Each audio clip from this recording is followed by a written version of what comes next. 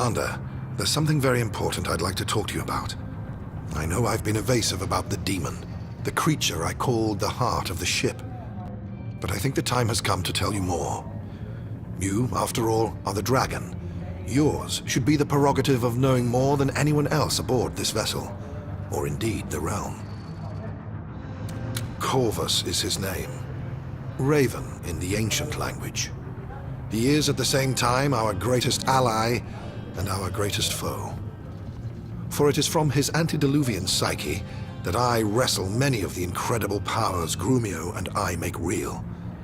But it is he who also provided your siblings with like technologies, and does so still through dream walking. This diabolical being, then, who holds our key to victory, but would much rather unbolt the door of defeat, desires to address the dragon. He has wanted to do so from the beginning.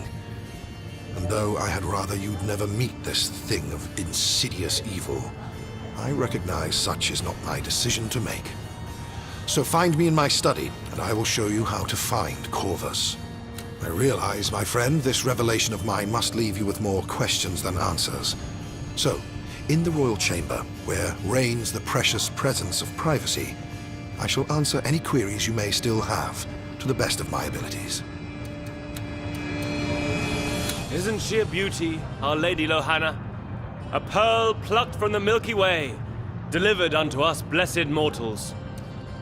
And what is her first commission as Empress? To swallow the heated carcasses the dwarves call cuisine. It's frankly nauseating, and moreover, absolutely taboo among elves. Maybe you could, but no. It's not my place to mingle in the affairs of my betters. I can but hope my queen will not be forced to compromise her purity.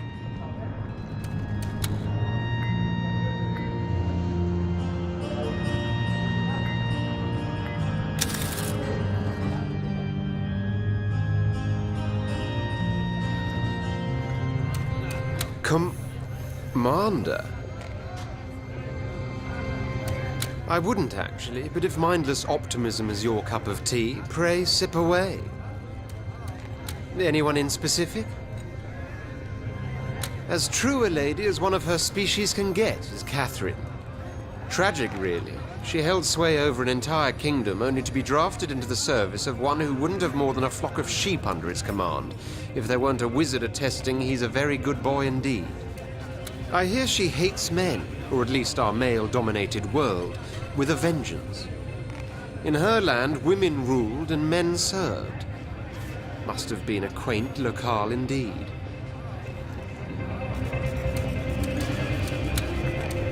A fine queen you have, your lordship, and that's coming from a dwarf. We're preparing a proper feast for her, make no mistake. Boar and beef, veal and venison, it'll all be there, prepared by Piotr the pork chop himself.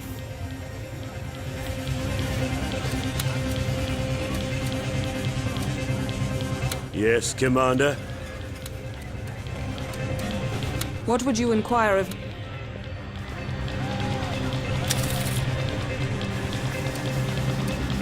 Fire and steel, cogs and wheels. Let's get cracking, below. We'll...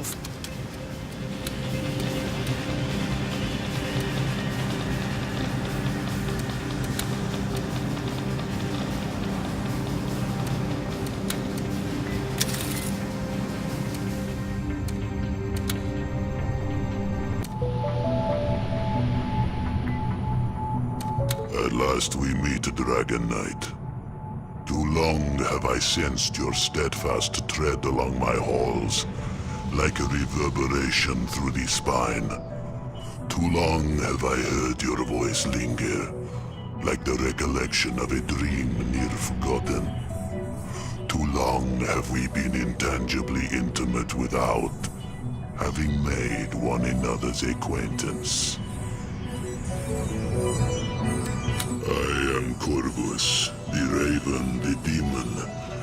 I am what makes this ship a source of inconceivable power, and unbeknownst to you, I am your greatest ally. Greater than the wizard, your generals, and your armies combined. Today we finally look one another in the eyes. Both of us relish in the promise locked within. But to give you power so that I may have my pleasures, I suffer in this lonely place where that devilish sorcerer tears in strips my mind and takes off with shattered memories. The fragments of true potential that might have been. And yet I remain free in dreams, for in dreams I have dominion. Long do I sleep, roam in reverie and wander worlds of wonder, dimensions you can neither behold nor comprehend. There have I found what I shall give you, in return for the deathless soul that is life's blood. Dearest dragon, so rash, so impetuous. But fine, I will tell you. All I want is blood. Thick, sweet, dripping ruby blood. It nourishes me. It sustains me.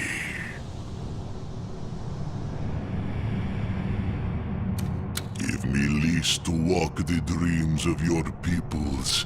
I devour them in sleep, and yours will be untold powers. Or perhaps you desire the affection of those whose benefit you need. If it is the dwarven favor you are after, for instance, I can attune their allegiance in the night. If I'm allowed to feast on the plump, bloody souls of others, that is. And if you want to taste true power, want to experience the true richness of demonic might, you will give me your wife, dragon. Render her unto me, so she may become a blood servant, and the ruthless radiance of domination will be yours. I am beyond such petty concepts, as could you be. Think on it, dragon. Return to me when you have brushed the cobwebs from your mind. Morality is but a ball and chain. Listen to me and cut the chain.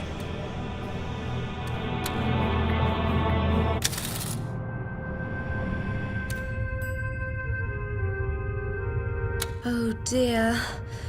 I have just received this lovely invitation to attend a dinner party in my honor. The councillors want to welcome me aboard the ship and congratulate me on having become a Dragon Knight's proud wife.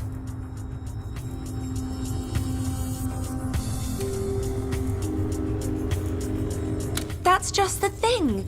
It's awfully jolly of them to throw me an impromptu jamboree, were it not that I don't eat meat. You see, the invitation reads that the dwarves' top chef will prepare all courses, and, as you know, those bawdy little fellows wouldn't consume a vegetable if it'd make them lay golden eggs.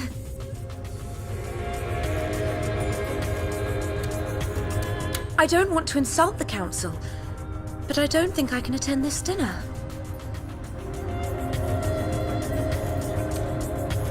Perhaps it's a moral issue rather than a practical one among elves.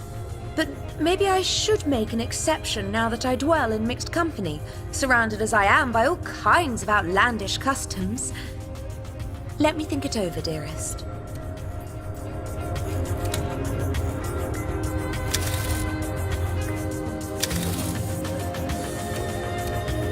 Dear me, I could do with a nap. To contend with demons drains the mind as much as it endangers it. It shall be my honor.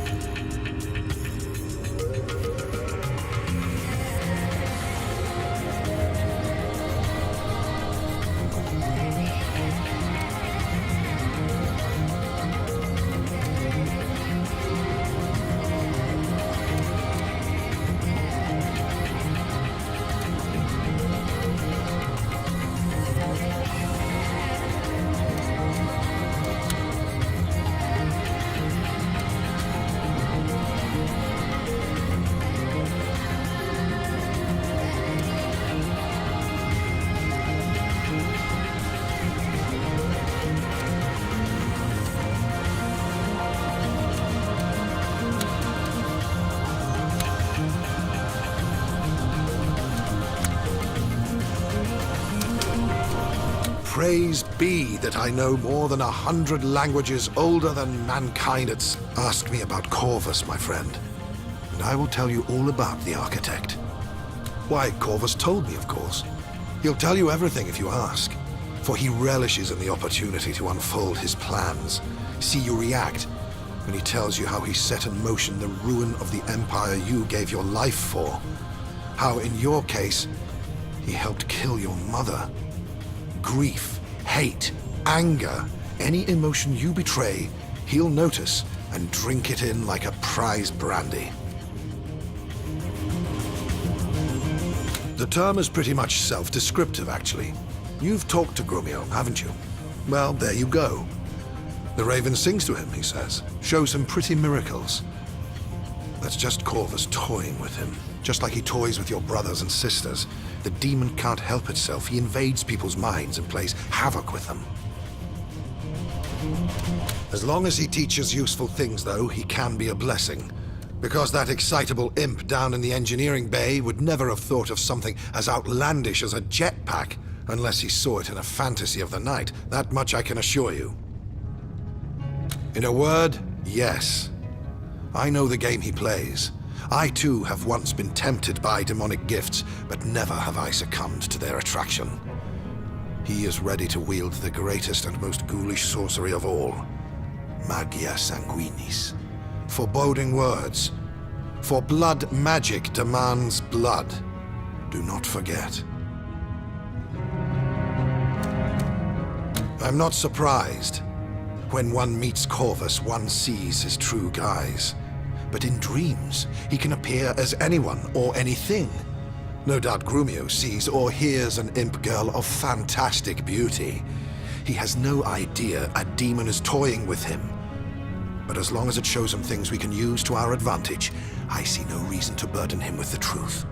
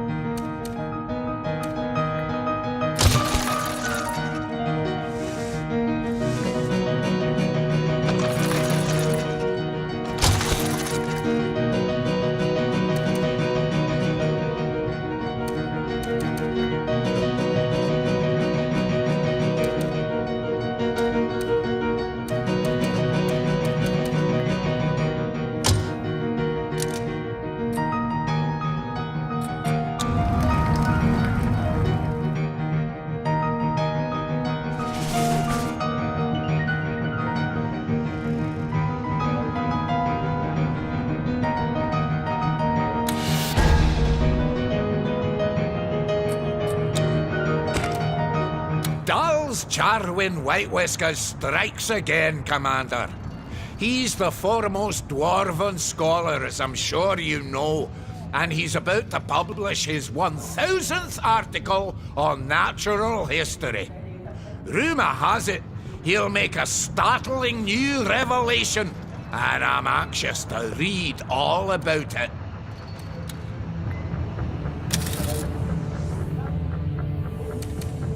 Edmund seems to be in a mood fouler than an ogre's abattoir. We were just trading routine insults when I said, "Your grandmother was an orc," and immediately he tried to get his bloody hands round my throat. Madcap lizard. Who gets so upset over such a childish taunt?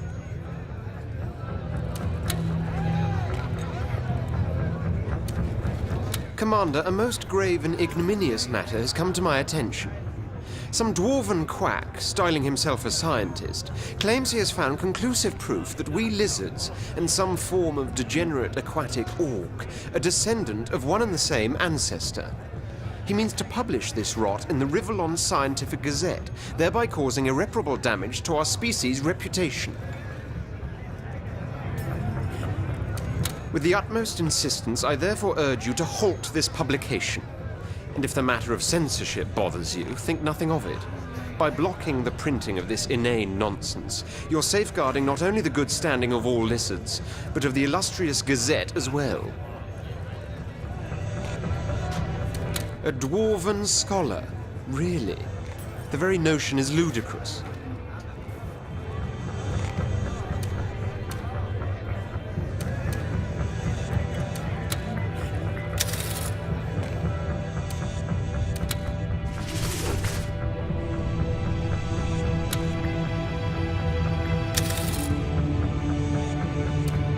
Commander, a dwarven scholar. Really? The very notion... You'd be singing a different tune if it were dragons and dung beetles that were said to have matching progenitors, wouldn't you? To hell with that dwarf. I dare say no one will believe his tripe anyway. A demon it shall be.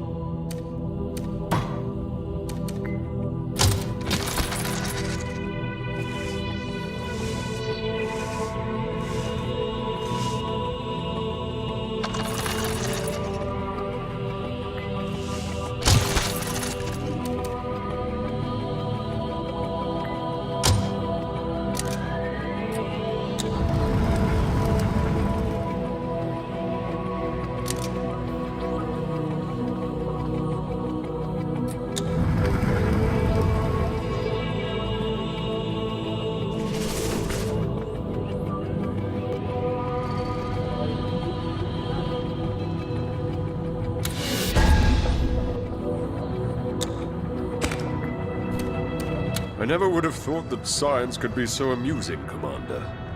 Most of it insults the gods, you see, but this lizard business has tickled my funny bone. Orcs in another guise? Out with the lizards, I said. Civilized race no longer. I was joking, of course, but by the seven, the look on Edmund's face was worth it.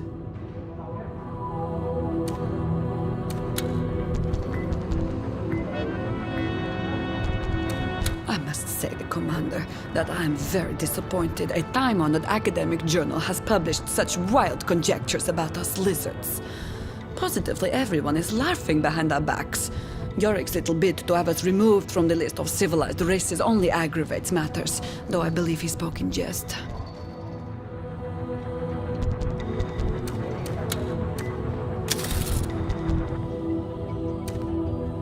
Leave it to old man Charwin, Commander. He'll set things straight. I knew there was something fishy about those lizards. Aquatic orcs. Maybe that's what we should call them from now on.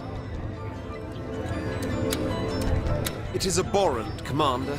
Gutter press of the lowliest sort.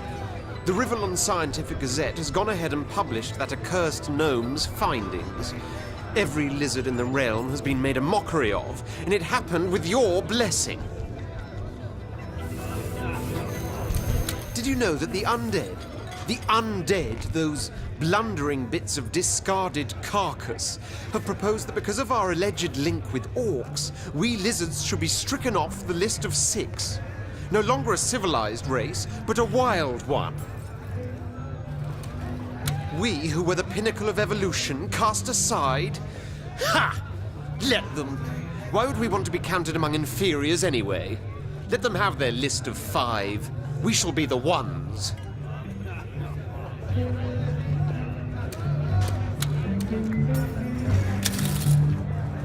Commander, I would like to raise a concern about public decency.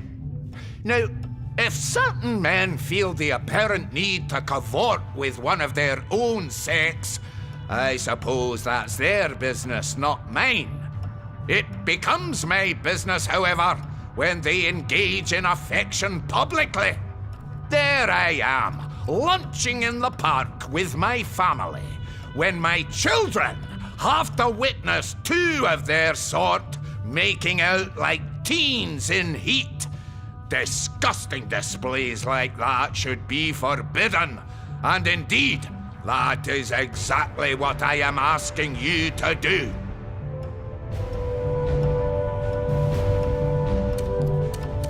Sir Falstaff is absolutely correct, Commander. Those deviants he describes insult the Seven with their perverted practices, and should not only be outlawed, but ostracized as well. What an old prude Falstaff is. If a boy and a girl can sit on a park bench and kiss the afternoon away, why not 2 boys or 2 girls? Is their love worth less or less beautiful? No, of course not. And to make the distinction is ridiculous.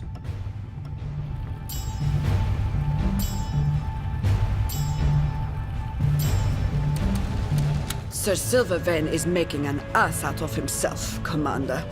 Instead of shielding his children from so-called aberrants, he had better teach them a lesson or 2 about tolerance and liberty. As it stands, it would seem you'll have to teach him those lessons by denying his outrageous request.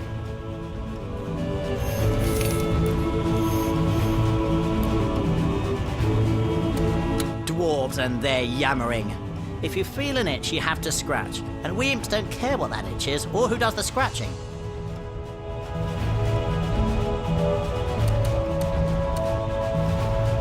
Perhaps you enjoy the sight of 2 men performing intricate feats of tongue wrestling, Commander. But me, it costs me my bloody lunch. Soon the parks will be full of them, and my family will have to dine indoors. What about our rights? What about decorum?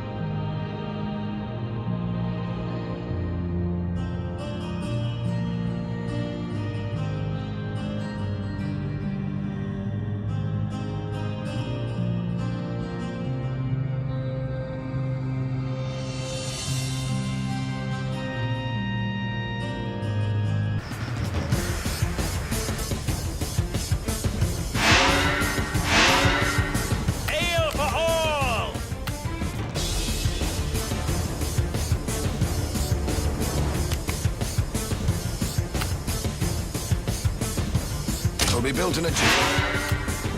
Construction in progress.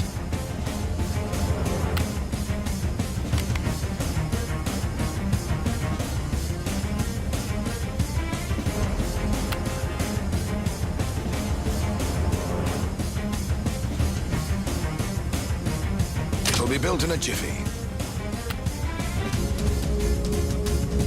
Anti-ground turret completed. Anti-ground turret completed.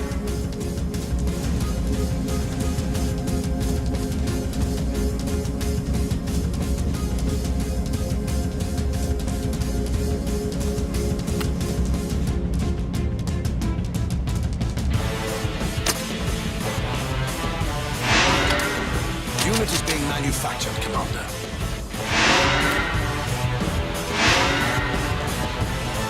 Grenadier, fresh from the barracks.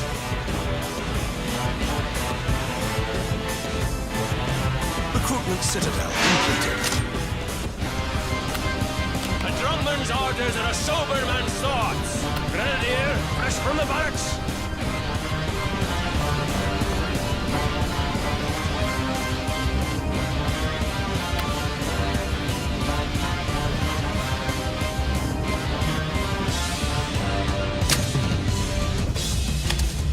Your unit will roll out momentarily, Commander.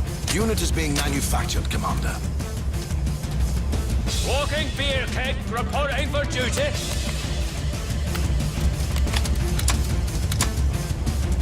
Your unit will soon be ready. Recruitment citadel completed.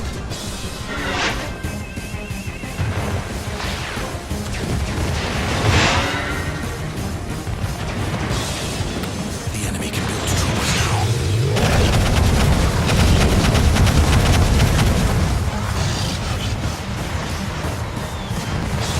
Enemy troopers can now capture our buildings.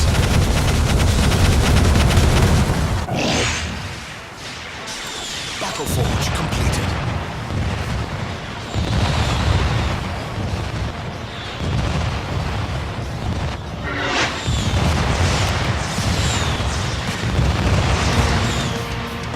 Time to get drunk and fight.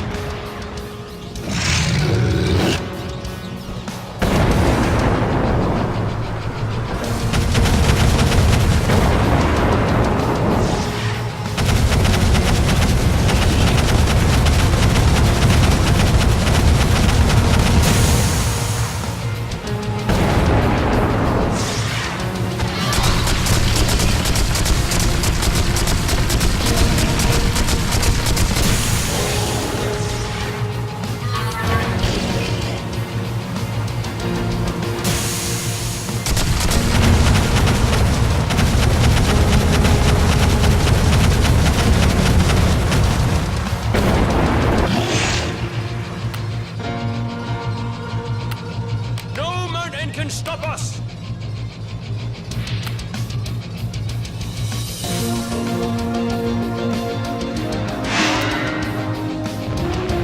Construction in progress. It'll be built in a jiffy. Your unit will roll out momentarily, Commander. Unit is being manufactured, Commander.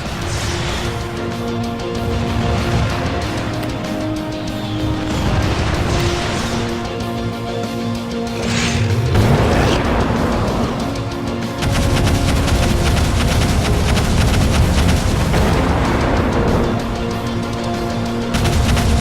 Forge completed.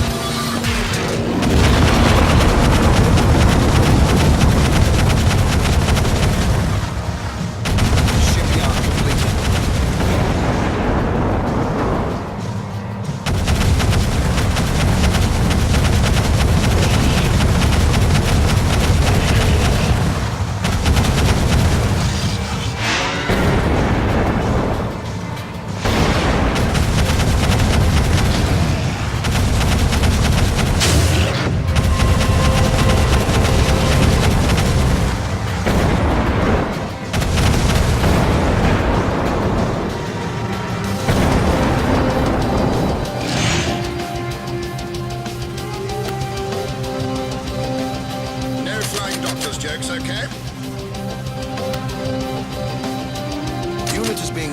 captured, Commander.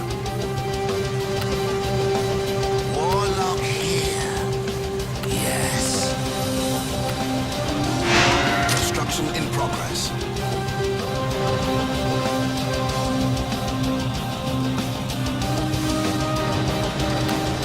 Engines all steamed up. Construction underway, Commander.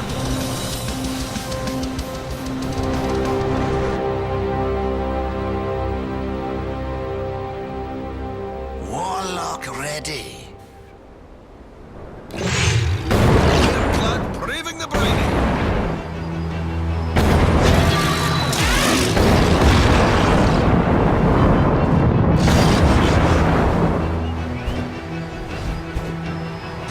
Recruitment Citadel completed. Engines all steamed up.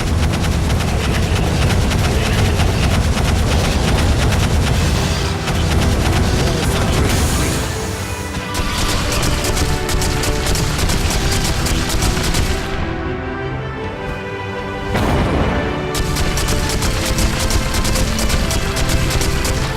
You think it's easy piecing soldiers back together?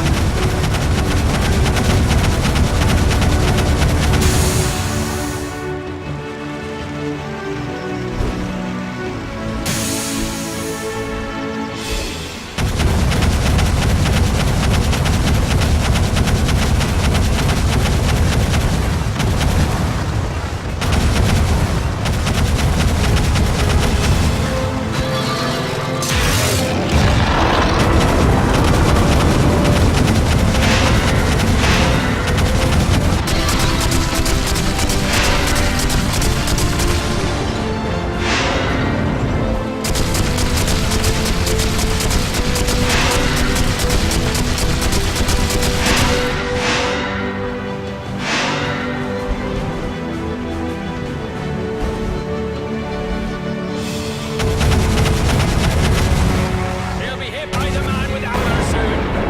No time for tests. Treatment quicker.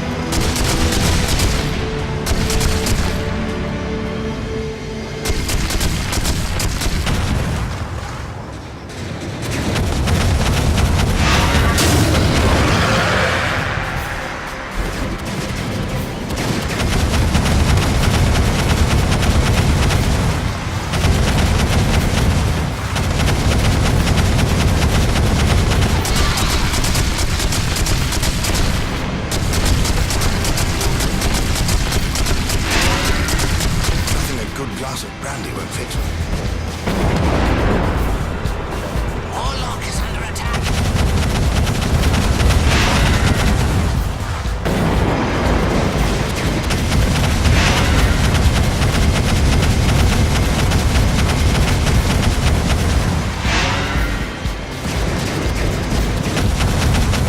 Drunkard's orders and a sober man's thoughts. Okay, who took an arrow to the knee?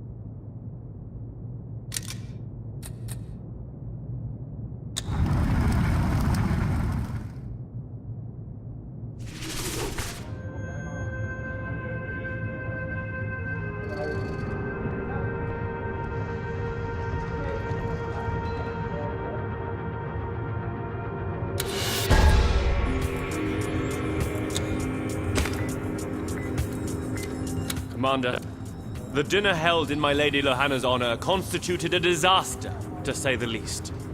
She feasted upon dead flesh like crows do upon the fallen, like carrion worms that have breached the coffin. Not to mention the ludicrous honor she bestowed upon this charlatan that Falstaff calls a chef. Sir Piotr the pork chop indeed. I pray and insist we will not see a repeat of this shocking behavior.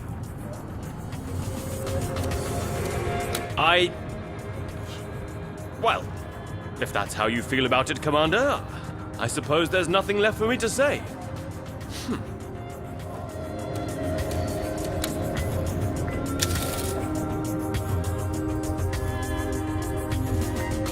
There you are. I can't believe you were out and about coursing through the sky. Oh, I'm still reeling from that fabulous dinner they served us. Bless you for giving me a little push when I needed it. Dwarf cooking is delicious, and elves are fools for drawing the line at lettuce.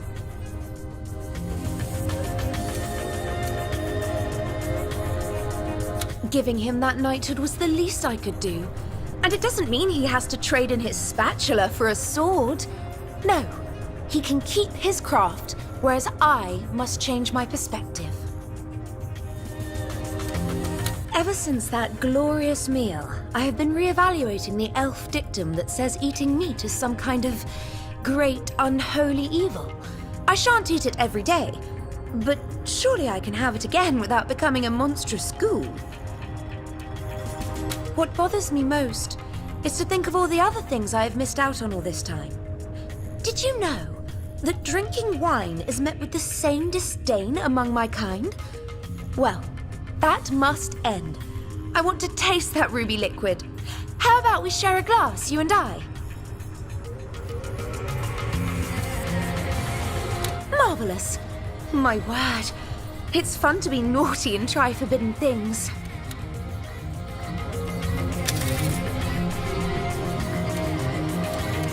Naught but a skirmish we fought today, but the way you handled it was impressive. You triumphed yet again. Keep up. Impressive victory, Commander. You fight like a lion, which is almost as good as a lioness. By the gods, you have married a woman of legend, Commander. She looks like a polished diamond, a delicate jewel that catches and holds the gaze of all who look upon her.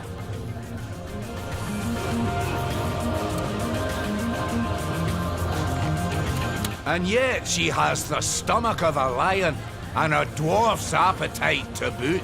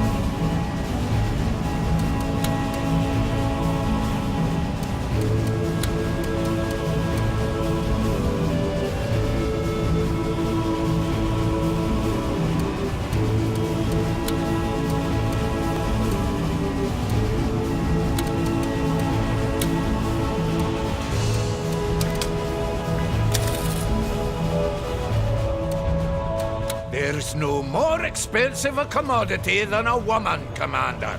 And now you've increased their salaries as well. My stomach turns when I eye the royal coffers empty at such a rate. Catherine be damned. Give her a finger and she'll take the whole hand. Well, I got a finger to give her. God's darn it. Commander? Just a little while ago, Commander, you broke a lance for women aboard this ship, and now I need you to break another of a far more serious, shocking, and I fear resilient kind. I'm talking of an injustice that could only have gone by unhindered in a land under the greasy thumb of a man as oblivious to the plight of his mothers, sisters, and lovers as the worm is to the vast world around it. It is my fondest hope that you shall prove to be a worm, not a worm, by uprooting one of the many, but perhaps most glaring crimes against womankind that is institutionalized among the undead. A blight upon Rivellon. That is their ill-called civilization, led by old farts, dry of bone and dry of spirit, that say females must be subservient because the divines decree it so. Rot. They put whatever words will secure their pathetic hold to despotic hegemony in the Seven's mouths. But the vote, Commander, can change everything. Undead women can be candidates for government, but they themselves aren't allowed to vote, and therefore never get elected.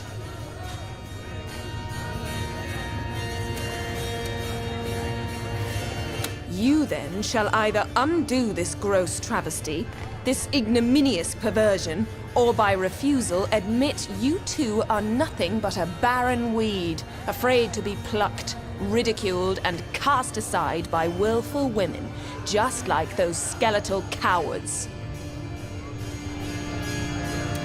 Don't you call me dear, you patronizing ass. A weed by own admittance. That is what you are. Were that I could uproot you, the nettle with the impotent sting.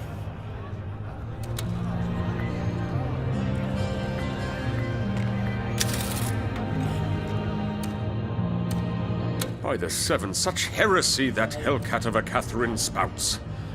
Championing the right of our women to vote is sacrilege, pure and simple.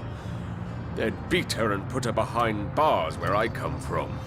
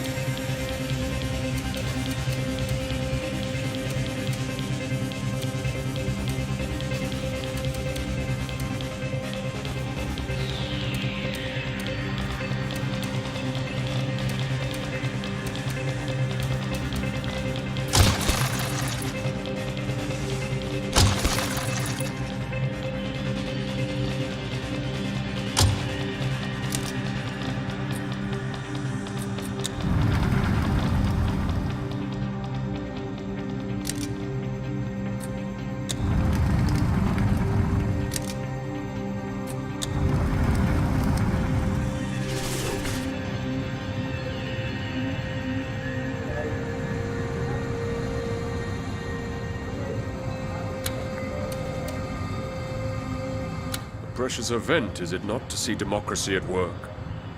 We undead have democratically decided not to allow women near politics ever again. All Parliament was in favor, just like the Seven Command. Unanimity in decision.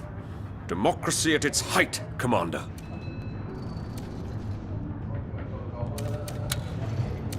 Though I'm usually loath to enforce a change of policy on others if they do not seek it, I think you have made a mistake regarding women's right to vote among the undead, Commander.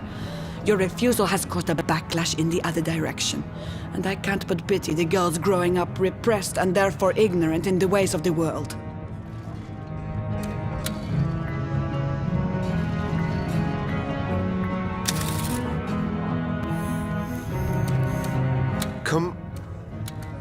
I hope you're happy, Commander. I hope you're very happy to have spoon-fed the misshapen monster misogyny by publicly refusing to give undead women the vote. Things have gone from bad to worse. The all-male vote has been cast, and even more drastic measures have been taken. Women can't even be candidates anymore, no matter how hollow the gesture was in the first place. You are all a part of it, you male monarchs. Part of the monster misogyny. Small of mind and small of member. Insecure and contemptible. Damned be your kind, and damned be your offspring raised for repetition.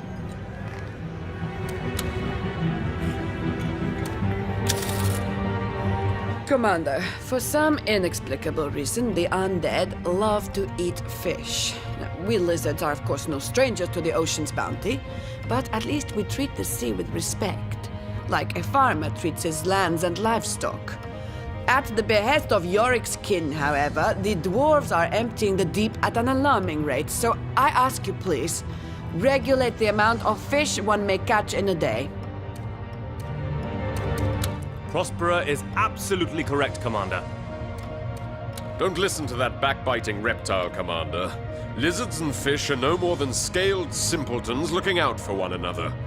We want our fish, and by the seven we'll have it. Prospera, you can feed her to the sharks. What's all this balderdash about overfishing? There's plenty of fish in the sea. It's a bloody expression, even. Millions upon millions of the gill blighters swim the briny, for God's sake, and we're making millions upon millions in profit. A fine kettle of fish, this. You know, I think I agree with Prospera. Moderation is not an impish virtue. So knowing very well the results of excess, I'd say it's probably best to do as the lizard lady says.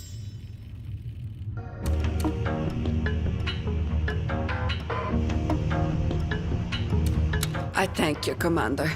After all, the fruits of the seas are like the fruits of the trees. Treat their bearers ill, and an ill harvest will follow. An inference so simple, I thought even the undead would understand.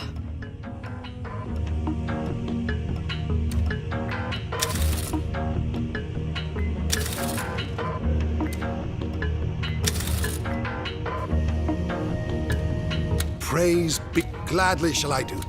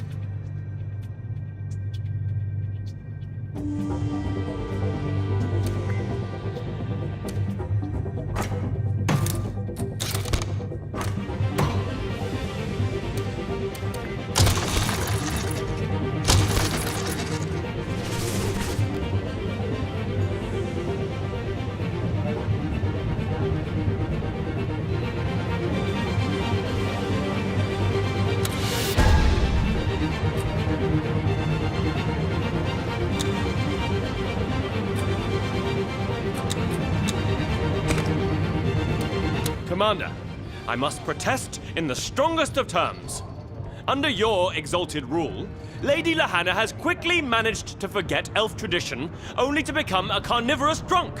A development that I can only interpret as a deliberate slight towards our kind.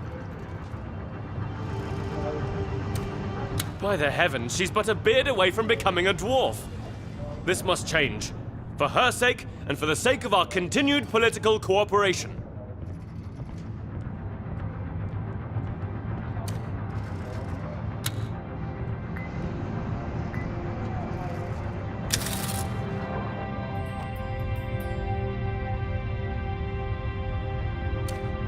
Honey, it's so nice to see you. I have just this instant returned from my trip to the Lizard Vineyards in Burgundy. They gave me this bottle, which I now present to you. Bottled over a century ago during the year of the Golden Grapes. It is worth more than a bejeweled palace.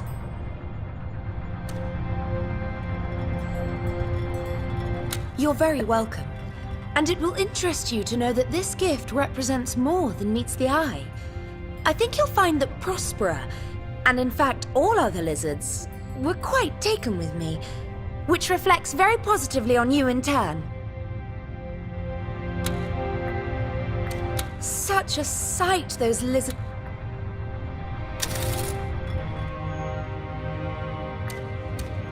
Commander? Allow me to compliment your wife, Commander. She is a woman of refinement, of keen intellect, and she lacks that love of petty rules that tarnishes the character of so many elves. She is a revelation, and her interest in our celebrated wines has done wonders for our economy. Export has doubled ever since her journey to Burgundy. I dare say your treasury will benefit from these events as well. What would you inquire of me?